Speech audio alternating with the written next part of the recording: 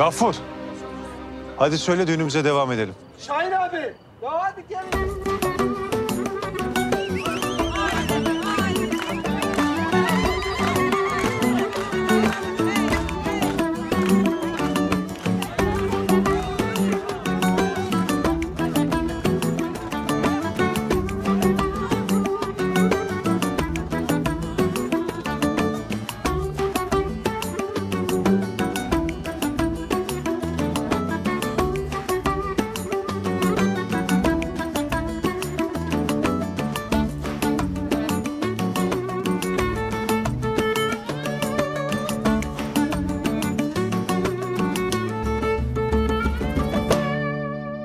Bu hikaye Züleyha'nın hikayesi.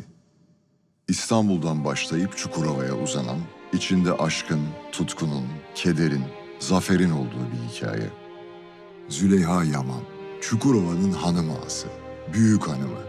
Hayatını çocuklarına ve çok sevdiği Çukurova'ya adadı. Şimdi 72 yaşında, hala çiftliğinin başında. Leyla Yaman, babası gibi Berlin'de makine mühendisliği okudu. Samet Ağa'nın kendisi gibi Berlin'de okuyan oğlu Mustafa ile evlendi. Yaman Holding'in Türkiye'nin en büyük holdinglerinden biri haline getirdi. Bir oğlu oldu, adını Demir koydu.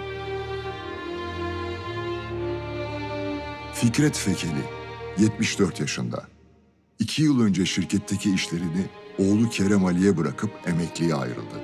Zeynep'le ikisinin bir kızı oldu. Adını Müjgan koydular. Müjgan tekstil mühendisi oldu. Kerem Ali ve Müjgan Fekeli dedelerinden yadigar Cihan Pamuk işletmelerini dev bir tekstil fabrikası haline getirdi.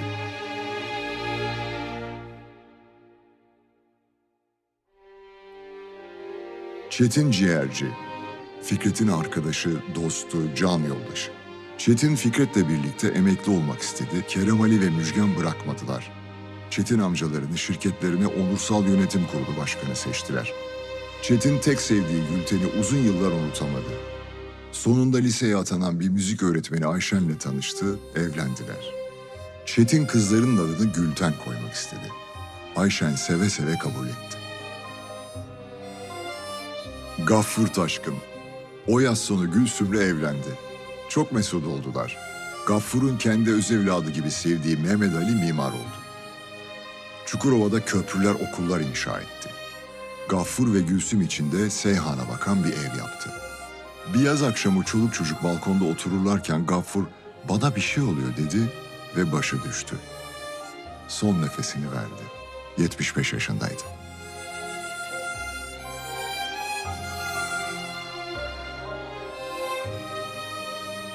Üzüm hep hayal ettiği gibi tıp okudu.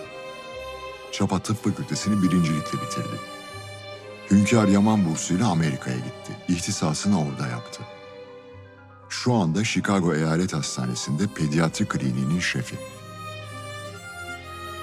Lütfiye Duman 2 dönem üst üste Adana milletvekili seçildi. Tarım Bakanlığı yaptı. 2000 yılında 80 yaşındayken çok sevdiği yeğeni Fikret ve gelini Zeynep'in kollarında hayata gözlerini yumdu. Can dostu Ali Rahmet Fekeli'nin yanına defnedildi.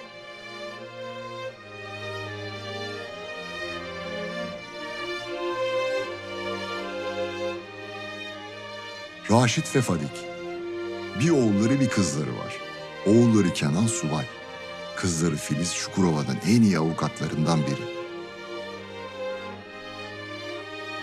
Cevriye ve İbo dayı evlendi.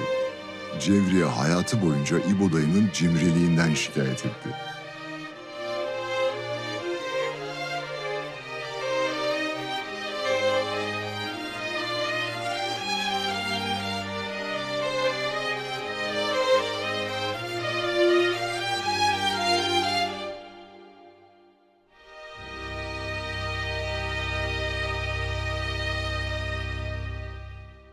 Şermin Yaman, Çukurova Belediyesi'nde temizlik işçisi olarak çalışırken 1990'da kalp krizi geçirip öldü.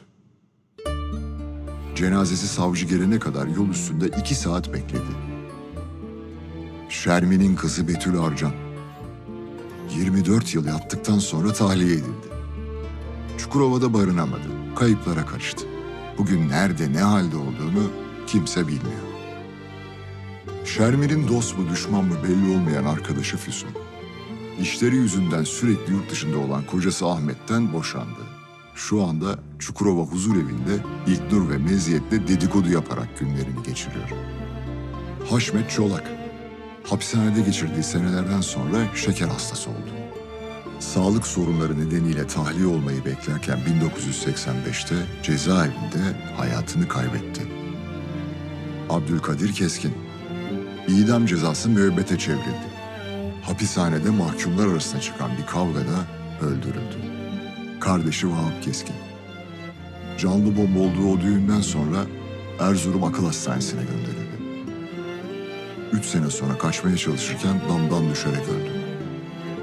Haminli Azize Saraçoğlu, Türkiye'nin en çok yaşayan insanlarından biri oldu. Torununun çocuğu Adnan Yaman sinema televizyonda öğrenciyken Yamanların Haminlisiyle bir röportaj yaptı. Haminem, hani anlatıyordun ya biraz önce. Ha, ne anlatıyordum? Eskileri Haminem. Ah, eskiden hayat çok güzeldi. Ben genç kızken yani. Her cuma padişahı görmeye, cuma selamlığını seyretmeye giderdik. Ay, dantel yakalı bir elbisem vardı. Bey babam onu Avrupa'dan getirmişti. İlk defa orada gördüm ben onu. Kimi? Kime olacak? Abdi Paşa mı? 2 sene cepheden dönmesini bekledim. Bir tutam saçını hep koynumda sakladım. Mektuplarını bekledim. Sonra ne oldu Haminem? Sonra cepheden döndü ve evlendi. Kiminle? Kiminle olacak? Paşanın kızını tanıyor musun sen? Hani zargana gibi zayıf, incecik, çirkin. İşte onunla evlendi. Ne ağladım ben. Ne ağladım. Beni kara sevdaya tutulmuş sandı herkes. Bu mu Haminem? Bu mu Abdi Paşa? Ay, Abdi Paşam bu, Abdi Paşam bu. Nereden buldun bunu, nereden?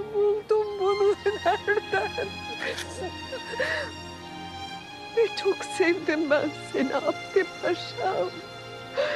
Ne çok sevdim. Haminem, başka ne hatırlıyorsun? Ne biçim soru o? Valla her şeyi hatırlıyorum. Bunak mıyım ben?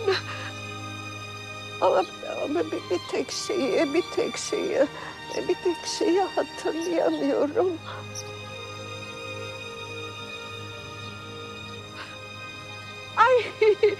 Ay sütlacımı yedim mi ben? Haminle 2011 yılında 109 yaşındayken o çok sevdiği konakta hayata gözlerini yumdu. Yılmaz Adnan Yaman, İngiltere'de sinema okudu. Çektiği ilk film Adana Altın Koza Film Festivali'nde en iyi film ödülüne layık görüldü. Senelerce hayatımın projesi dediği hikaye için çalıştı.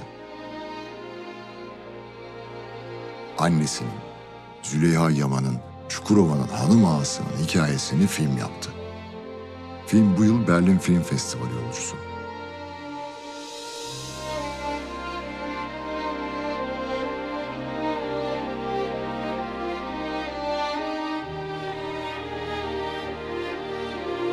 Züleyha'nın hikayesi İstanbul'da başlayıp Çukurova'ya uzanan, aşkın sınırsız, kavganın ölümüne, umudun inadına yaşandığı bir hikaye.